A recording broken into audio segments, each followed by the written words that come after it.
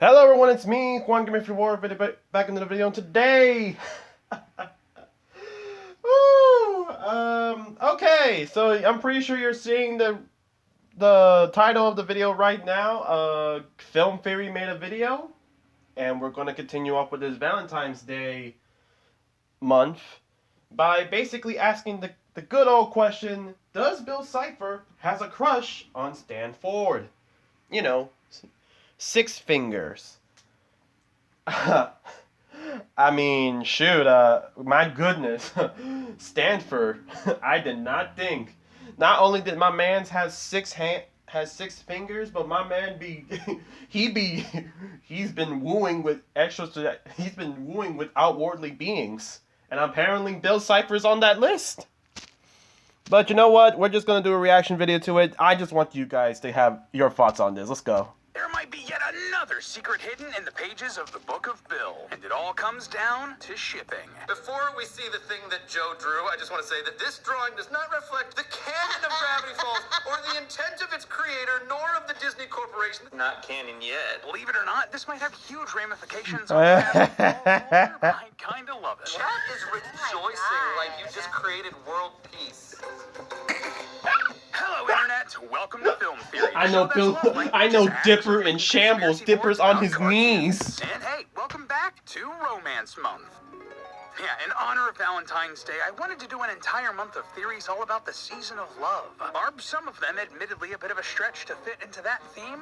Maybe. You'll just have to subscribe to find out. Last week we figured out who was the evilest ex in Scott Pilgrim vs. the World. We did that. This week, I wanted to revisit the universe of Gravity Falls and the Book of Bill. At this point, Gravity Falls needs a little introduction. This Disney series created by Alex Hirsch is a certified theorist classic, and the fandom was absolutely revitalized last year when they released the Book of Bill, a semi-autobiography written by the franchise's main villain, two-dimensional demon, Bill Cipher. And just before we move forward, as always, shout-outs to the incredible community over on the Gravity Falls subreddit and Discord who came together to help decode all of the puzzles in this book. Seriously, go check out those communities if you want to be amongst the first to solve any new puzzle. But okay, how are we possibly going to talk about this in Romance Month? Well, see, in our first Book of Bill theory, we speculated that one of the characters speaking to us in code throughout its pages was a character named Jessel Brom the Unswerving, also known as the Oracle. This is a character that first appeared in Journal 3 and only kinda sorta cameos in the Book of Bill if you squint a little bit. We've also connected some dots and speculated that Jessie here may have also been Bill's ex-girlfriend, but there were some within the community that disagreed with that interpretation. While everyone is on the same page that Bill clearly has an ex, it's made pretty obvious in the book, others believe that Bill didn't have an ex-girlfriend, but instead an ex-boyfriend, a character we know all too well. Stanford Pine. Math is no match for my gun, you idiot! So, first of all, this is great. Though I picked up on the bickering ex energy that Bill and Ford were giving off, an actual, literal romantic relationship was a possibility and perspective I didn't really consider when I was first diving. I mean, let's be honest at this point. Let's really be honest with ourselves. This is nothing new, really. I mean, people are gonna see, oh, these guys are enemies. They hate each other's guts. They cannot stand one another being alive. And they're like, hey, let's ship them together. It has happened to Optimus Prime and Megatron. It has happened with... it has happened with Batman and Joker. At this point, I wouldn't be surprised. But, if this is actually true, then my goodness, Stanford... Again, I said it before and I'll say it again. I know Dipper on his knees. My man's clutching his chest saying it ain't so. Into the Book of Bill.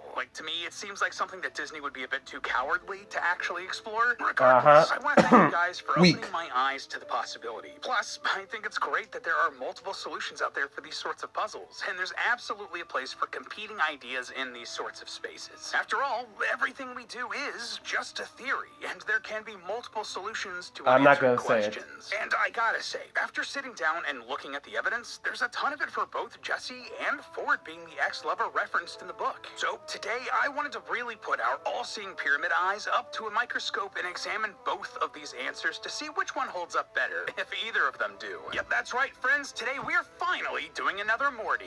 Well, I guess it's not really a Morty anymore. What did Tom call these over on Game Theory? Oh yeah, here's my absolute trash take on this really cool idea from the community. Here's, let me scribble that out and replace that with theorist, and voila, brand synergy. Yay! Theories in the comments or subreddit. I'll pick my favorite in the next episode of Trash. To kick things up. Dang. We need the Torty. No, it make no sense. Dang, but why we have to say trash? Trash theory. Dang.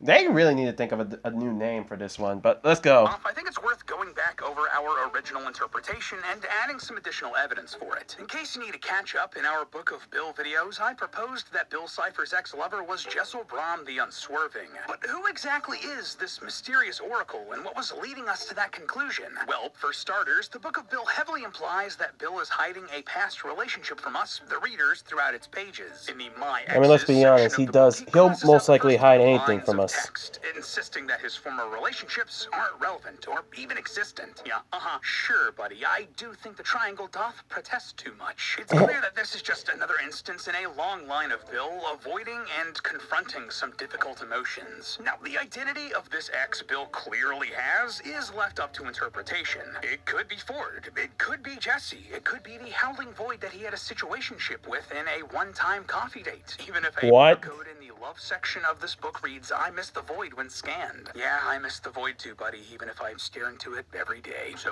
why do they think it was referring to Jesse? Sorry. A few reasons. Big one, basically, two of the only places in the entire book that Bill tries to scribble over information and make you as a reader move on are the sections involving his exes and the page revealing Jesse as one of the Hinchmaniacs. Yeah, in the section of the Book of Bill where we're introduced to Bill's friends and villainous crew of goons called the Hinchmaniacs, one of them is curiously scribbled over with red ink. While it's Saying not difficult to make important. out, if you look closely, you can see that this picture is clearly supposed to be Jessel Brom, and her name, Jessie, is clearly short for that full name. It really stuck out to me that Bill had basically the same reaction, telling us that both his ex and Jessie were unimportant or not relevant when basically nothing else in the book is. But the real relationship we should be looking at is the one between you and your internet connection. Oh, come on! Absolutely be using the sponsor for today's theory, but on top of that, Jessie also has a Alright, lot we of back. knowledge about Bill, more than most people in this universe probably could or should. Jessel Brom the Unswerving, aka the Oracle, first appeared in Journal 3, another real-life canon publication that Disney put out about Gravity Falls. Okay. During Ford's travels, he came across Jessie in Dimension 52, where she nursed him back to health after he was attacked by razor-sharp shapes in the 2D dimension. While she only had 2 pages in the journal, Jessel Brom's impact on the Gravity Falls lore was huge.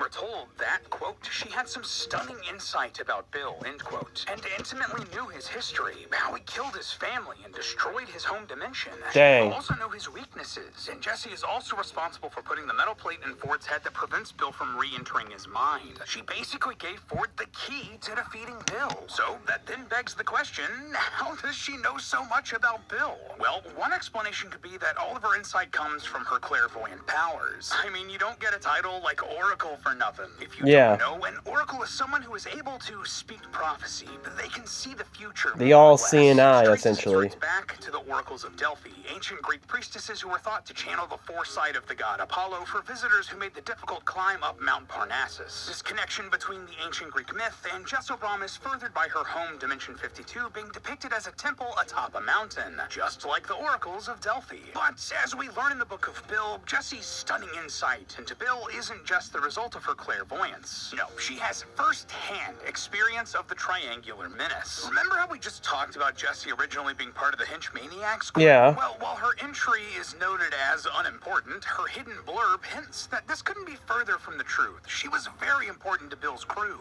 It's hard to make out exactly, but Reddit user Blackberry Lulu did a pretty good job translating it as the smartest one. Figured out horizontal dimensional portals. Who needs her? Too many eyes anyway.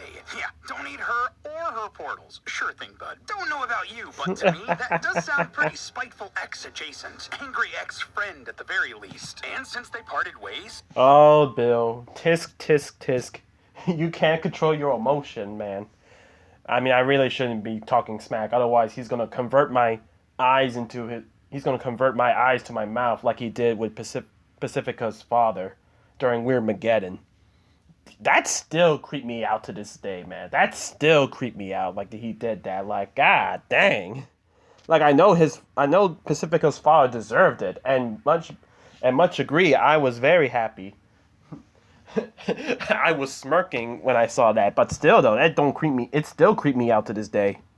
Jessie has been doing so much work against Bill. We've already talked about how she nursed Ford back to health and gave him the power to resist Bill's abilities, but that's only scratching the surface. On the shaman page of the Book of Bill, there's a hidden code that translates to, which henchmaniac ratted me out? Well, Jessie used to be a henchmaniac, and given that this is on a page about MODOK the Wise, the first human Bill tried to sucker into building a portal for him, seems like she might have helped him out here too in the same way she helped Ford. And the same way she gave us the coordinates to Reality 34, where Bill has no powers. We talked about that in a previous theory. Okay. Whether you believe that this was a romantic relationship or not, clearly Jessie hit a sore spot beneath Bill's bricks. Even if they weren't entangled, so to speak, I would be confident saying that she was likely one of his favorite henchmaniacs, if not the favorite. Her defining trait as the smartest one would be very attractive to Bill. Time and time again, Bill has sought out history's greatest minds, not just because they could aid him in building the portals, but because they could understand him on an intellectual level.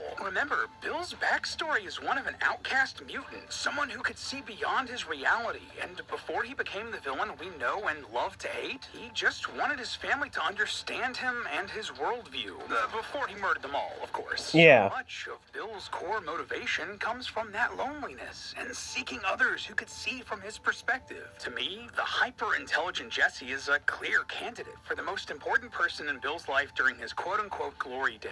And again, why a romantic connection there made so much sense to me. But perhaps I'm reading into a toxic partnership that was never a toxic romance, because as we said at the time... yeah, definitely. I mean, like, Bills could definitely find love, but I don't think he's gonna be the best lover out there. I mean, I'm sorry for anyone who apparently loves Bill, who thinks, nah, Bill can do it. He can get any girl he wants. You don't know what you're talking about. Hey, man, don't look at me, okay? I didn't tell him to destroy his family.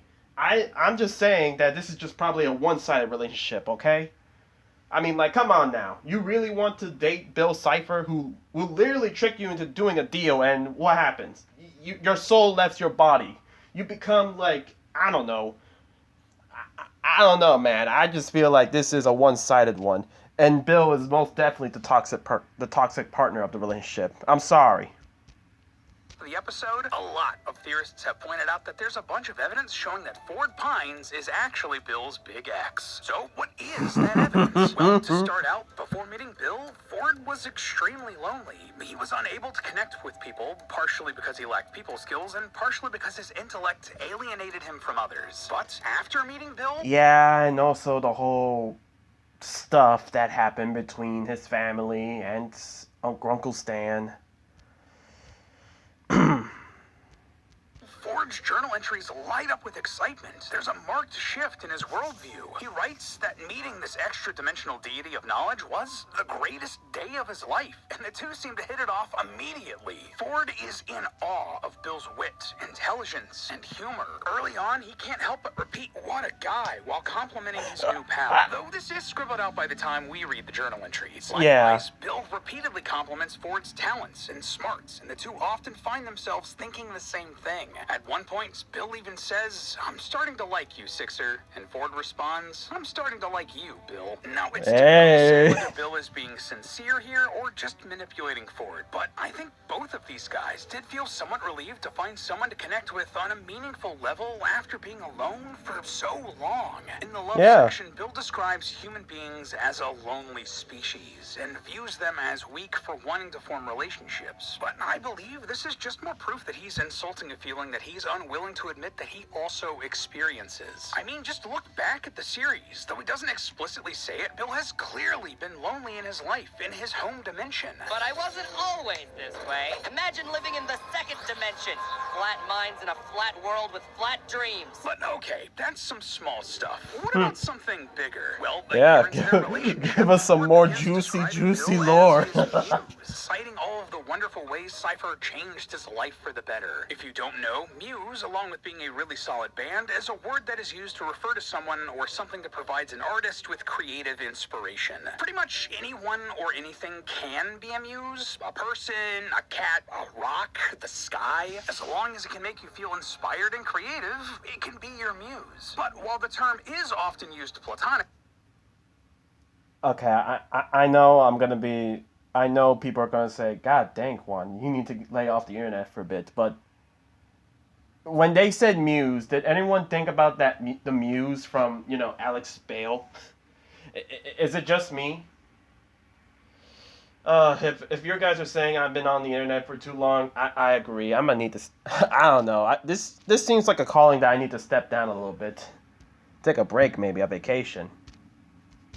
it's also often used romantically. Like, you know what a common source of creative inspiration throughout the ages has been? Someone you have a crush on, an unrequited love, your partner.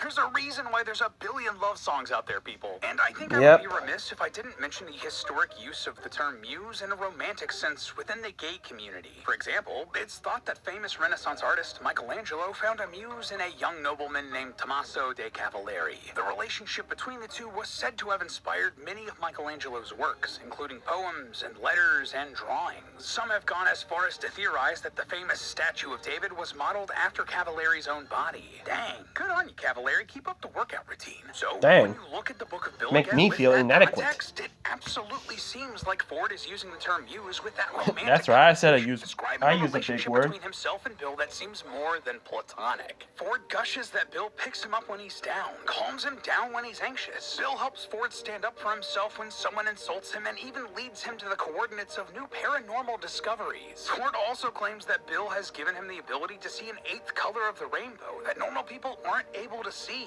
That does seem pretty gosh darn romantic and very much a way to literally get someone to see the world in a brand new way. A common way people describe their outlook on life changing after entering a relationship. But the metaphors don't stop there, my friends. After feeling disappointed that no one remembered his birthday, Ford learns that Bill possessed a swarm of rats that spell out his name as a present. Afterwards, Bill offers to get Ford drunk and enter his mind, and once he eventually accepts, things get crazy. Apparently, quote, one thing led to another, end quote. Yeah, that is definitely cartoon code for they got it on. At least mentally. No, they did not. No, they did not. Mentally, okay, sure, okay, yeah, okay, sure, meant in a mentally type of way, okay, yeah, all right. Oh nah, I have no words. I have no words. You got me raising my hand, so just go before I just lose it. Ford confesses that this Bill guy, he's really got it all figured out. Which is interesting because Bill describes Ford as pansexual. Basically, he's attracted to logic and preparation and planning. Ford saying that Bill's got it all figured out really hints that he's attracted to Bill and his unique brand of planning. In this instance, his elaborate rat birthday gift for Ford. And though he was an evil, spiteful little creature, Bill clearly did return Ford's affections to some degree, evidenced by his reaction after their falling out. After their breakup, Bill wrote, I know Sixer loved our will they won't they destroy the universe relationship. This was just our way of keeping things spicy. That's obviously a pun on the idea of will they won't they relationships, a common tactic used in sitcoms and the like. And in this context, Bill doesn't want to believe Ford is gone for good because a part of him feels lost without their relationship. And in order to prove how not upset he was, Bill decided to drown his sorrows at a dive bar called O'Sadley's multi-dimensional pub at the rock-bottom asteroid belt in the vicious Spiral Nebula. Witness later claimed that Bill tried to order one sixer at the bar before bursting into tears. Yeah, don't know about you, but I don't normally sob my way to the bottom of a White Claw unless I'm going through it in a I'm not gonna lie, Bill. You gotta be outside the crib like Rigby. You gotta bring out that boom box and get your boy back. You gotta start singing songs, my boy. And just the cherry on top here, if you type in divorce or breakup into the computer on thisisnotawebsite.com, it takes you directly to the logo for Oh Sadlies. I mean, even Mabel straight up calls Bill a super needy ex and gives him a few tips to get over Grunkle Ford, while also instructing him to go crush on someone else's uncle, or even to avoid uncles altogether for a while. And finally...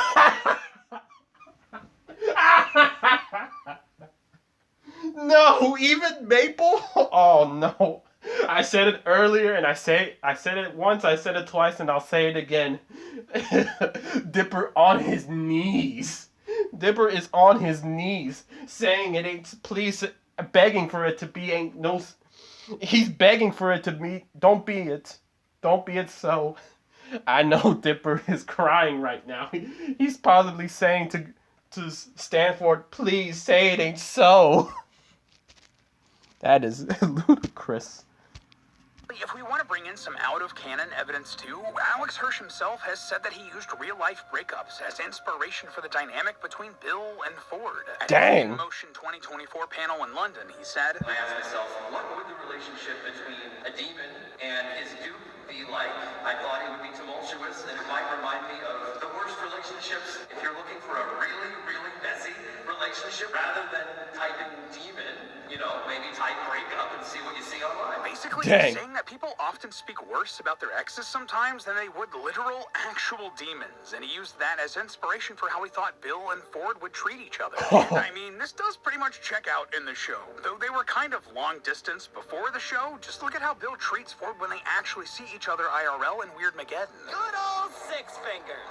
I've been waiting an eternity to have a chat face to face. He's cruel to Ford and beats him up, clearly trying to let his aggression out, just like a toxic ex would. With all of this overwhelming evidence, the way they talk and think about one another, the work they did together, the affection they showed to one another, how Bill reacted after they fell out, and the real-world inspiration for their relationship, I think I have to say that the community's right on this one. There's more than enough to say that Bill and Ford were romantically entangled, and that both still have rough feelings over the breakup. So...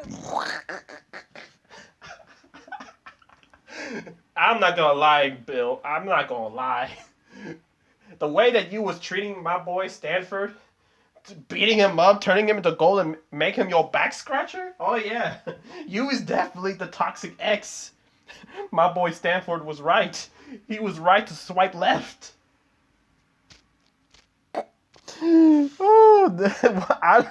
I have no idea how this episode came to be, man. I don't know how this episode came to be, but I'm kind of...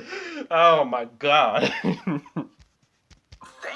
Thank you all for pointing this out to me and for helping me see it. You're awesome, and this is why I love theorizing communities. And yet, I don't think that that's the whole story. In fact, I think this is a rare case where two theories are actually correct at the same time. That Bill actually dated both Jesse and Ford at different points in his life. Oh no. I don't think that anyone would argue against the fact that if Bill and Ford were in a relationship, that it was an incredibly toxic one. Bill is not a good guy. Indeed. Absolutely used abusive tactics on Ford. Sure, Bill sometimes returns Ford's affections. He calls him cutesy nicknames like Fordsy, but he's also neglectful. While they were together, when Bill was inside of Ford's mind, Ford felt unstoppable. But when Bill takes extended trips away, disappearing for weeks or months at a time, Ford starts to question himself and his worth. Bill refuses to return, even when Ford clearly needs help, and Bill knows that. Bill calls Ford his property, taking control of his body without permission and property?